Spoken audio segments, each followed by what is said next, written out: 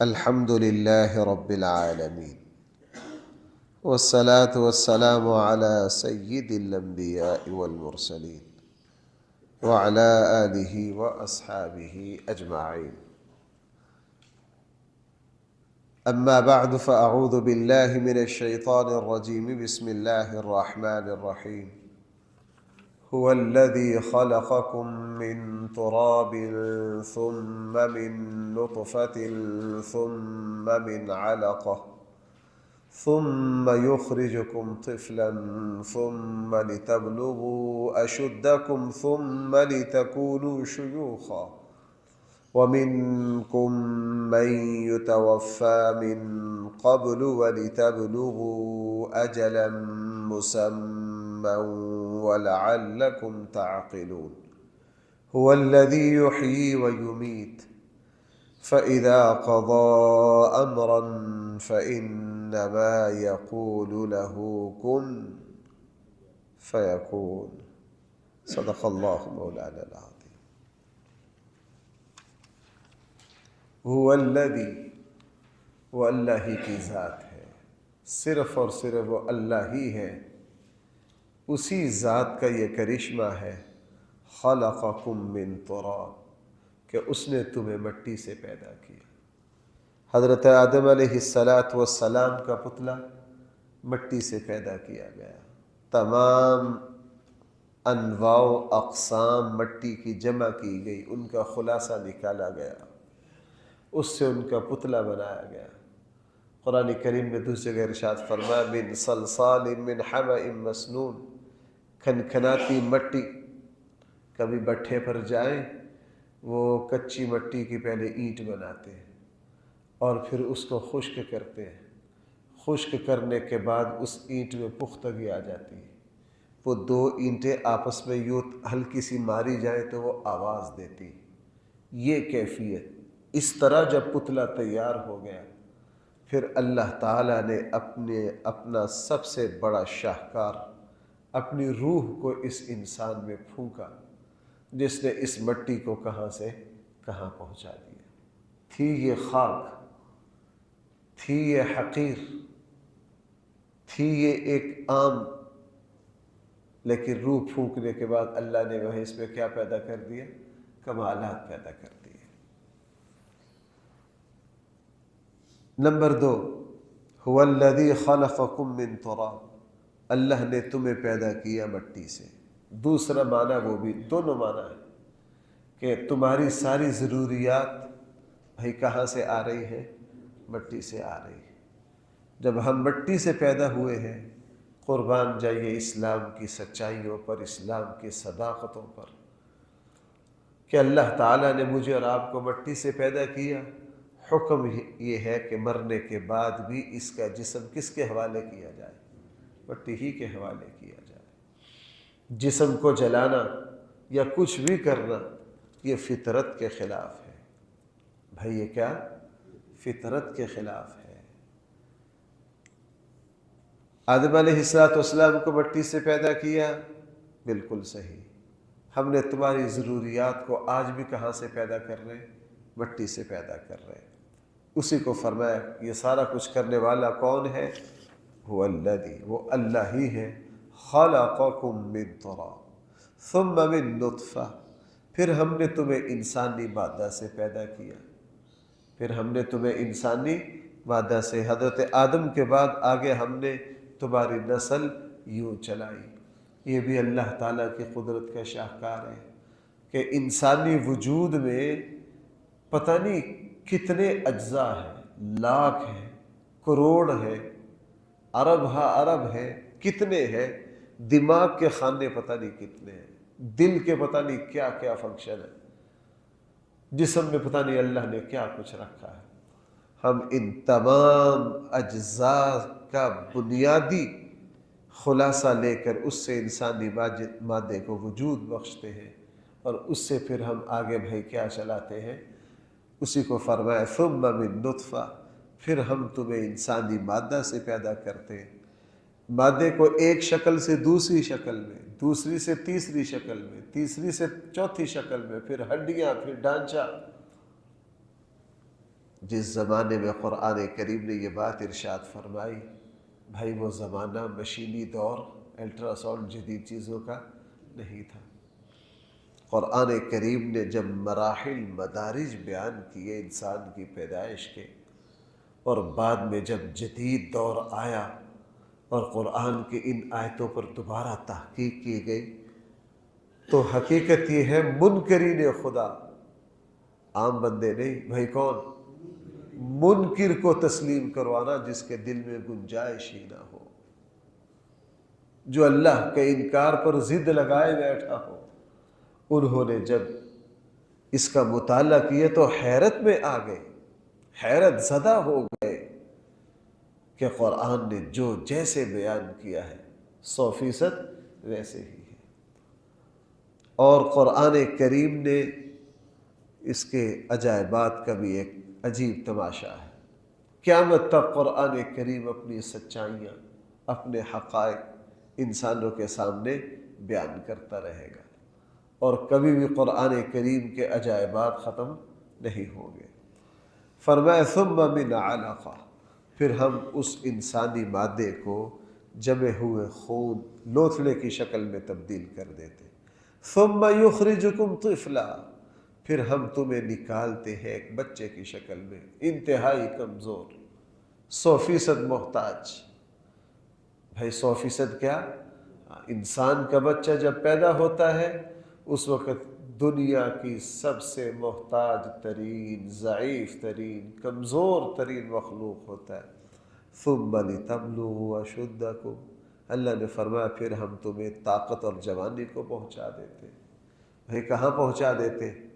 جوانی کو پہنچا دیتے، پھر خون میں اتنی تپش پیدا کر دیتے کہ اس کو ہوتا کچھ نہیں، یہ گرمی کا مقابلہ کرتا ہے، سردی کا کرتا ہے، پہاڑوں کے سینہ کو چیر دیتا ہے، سمندروں پر سفر کرتا ہے، ہواؤں کے رخ موڑنے کی کوشش کرتا ہے۔ اللہ اس کی فرمایا کہ ہم نے تبلغوا اشدکم ثم لتکونوا شیوخا، اتنے عروج کے بعد پھر ہم کیا لاتے؟ بڑھاپا، پھر کمزوری لاتے۔ وہ پھر کیا لاتے؟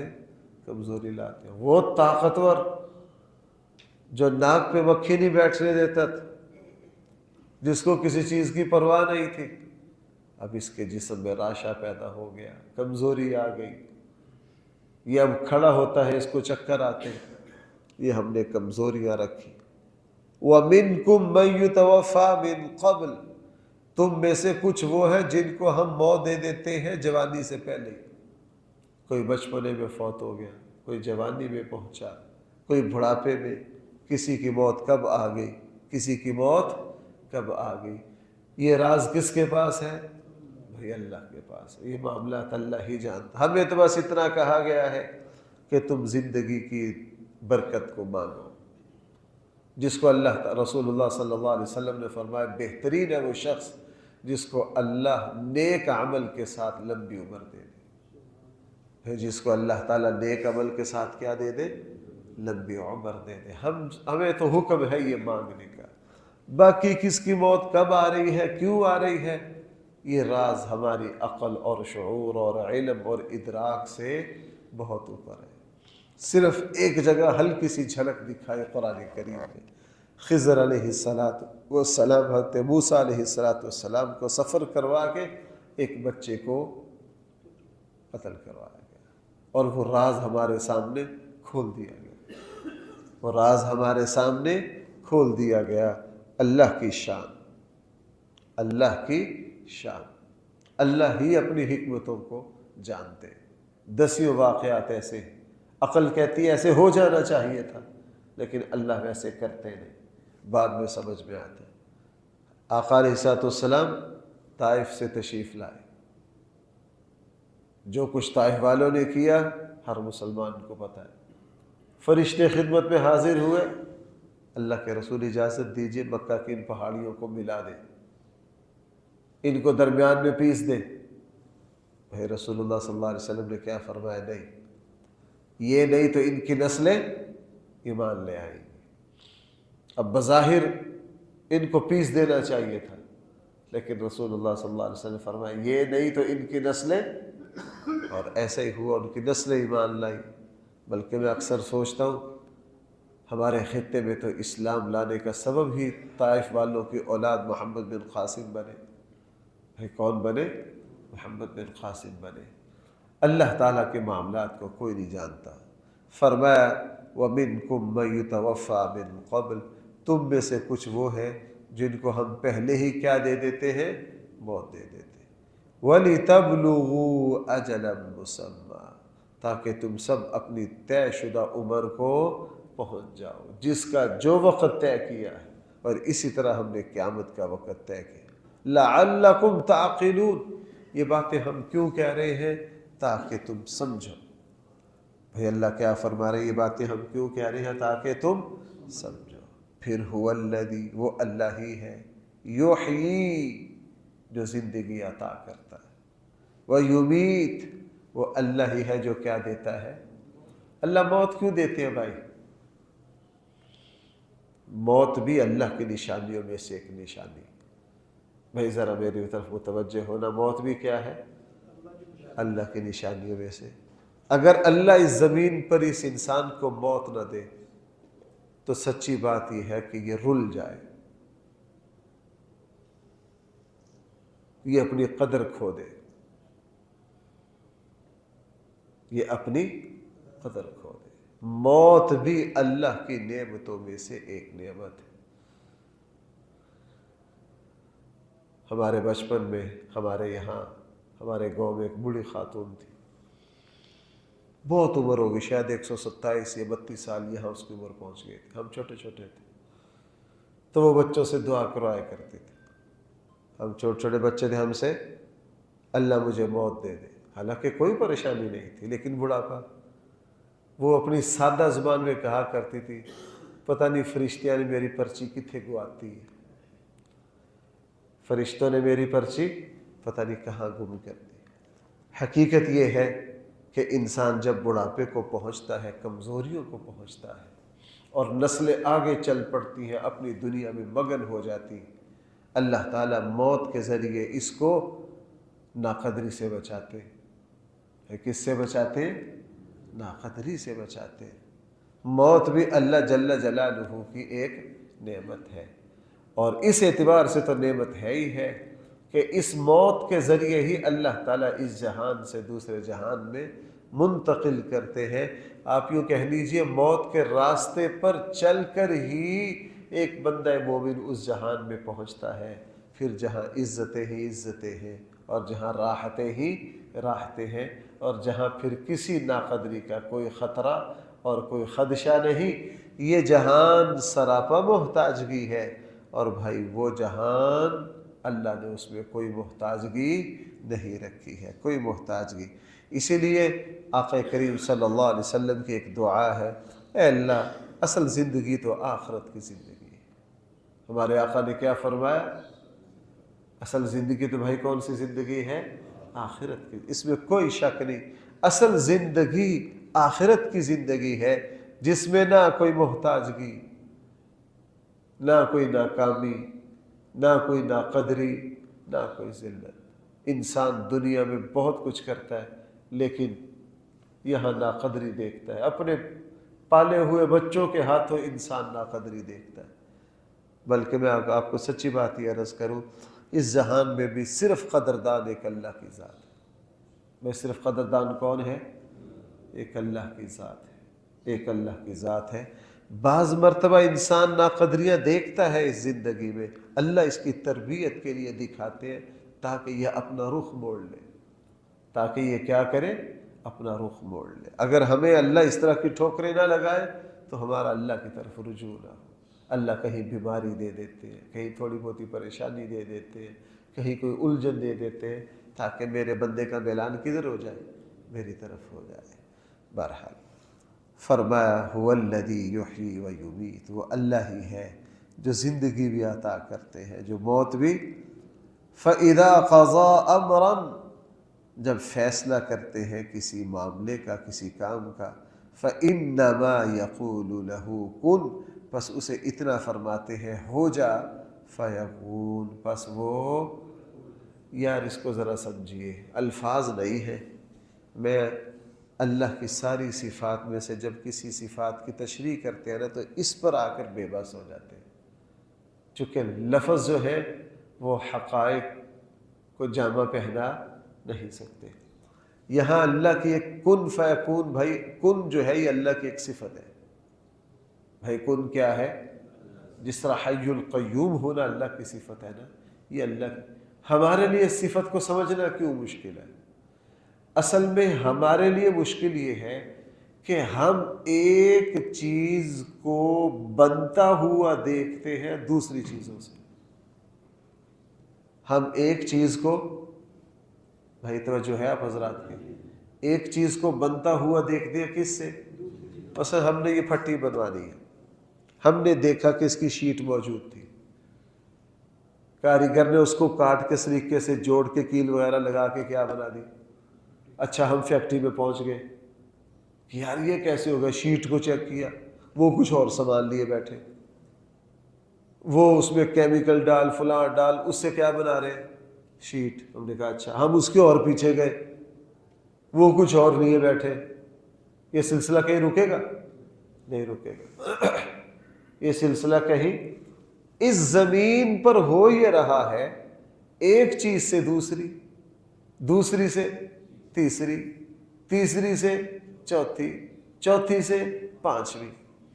ہم یہ دیکھ رہے ہیں کہ یہاں وجود چیزوں سے آتا ہے، مٹیریل کسی نہ کسی شکل میں موجود ہوتا ہے، ایک کا دوسرا، دوسرے کا تیسرا، تیسرے کا چوتھا، کسی کی کوئی حد ہی نہیں ہے۔ ہم بنی ہوئی چیزوں سے کسی چیز کو، سادہ سی لکڑی ہوتی ہے بیکار، کاریگر کیا کرتا ہے اس کو؟ وہ اس کو تراش خراش کر کے اس کا فرنیچر بنا دیتا ہے، خوبصورت چیز بنا۔ لکڑی پہلے کیا تھی؟ موجود تھی۔ یہ جو اللہ کی صفت ہے کن، یہ کسی چیز کو وجود دینا ہے بغیر مٹیریل کے۔ بھائی کس کے؟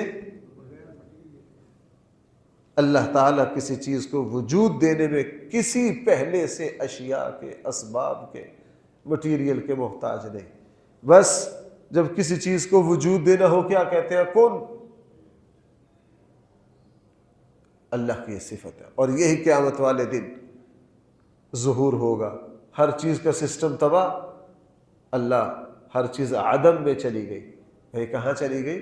اللہ تعالیٰ جب دوبارہ حکم دیں گے ہر چیز عدم سے کہاں آ جائے گی؟ وجود۔ بھائی یہ ڈاکٹر کیا کہتے ہیں؟ جب روح نکل جائے ڈاکٹر کہتے ہیں جناب اس پر کسی کا کوئی بس نہیں چلتا، یہ اب زندگی کا مٹیریل ہے، یہ کہاں ہے؟ مٹی میں جاؤ، خاک میں مل گیا، ختم ہو گیا۔ اللہ تعالیٰ کیا فرمائیں گے قیامت والے دن؟ ایک آرڈر کریں گے یہ انسان دوبارہ زندہ ہو جائے گا کہ نہیں؟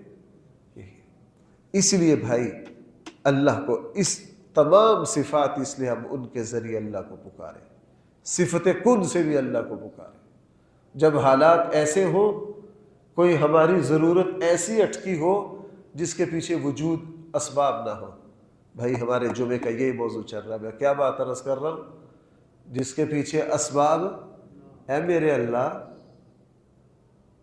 ایک سبب سے دوسرے کو وجود دینا، یہ تو ہم ہوتا دیکھ رہے ہیں، لیکن اے اللہ آپ کی شان تو کیا ہے؟ کن۔ آپ کی شان کیا ہے؟ اے اللہ جیب میں پیسے ہو، اکاؤنٹ میں 50-60 لاکھ روپے پڑا ہو، اے اللہ وہاں سے گاڑی لینا ہمیں سمجھ میں آتا ہے، لیکن اے اللہ آپ کی شان کیا ہے؟ کن۔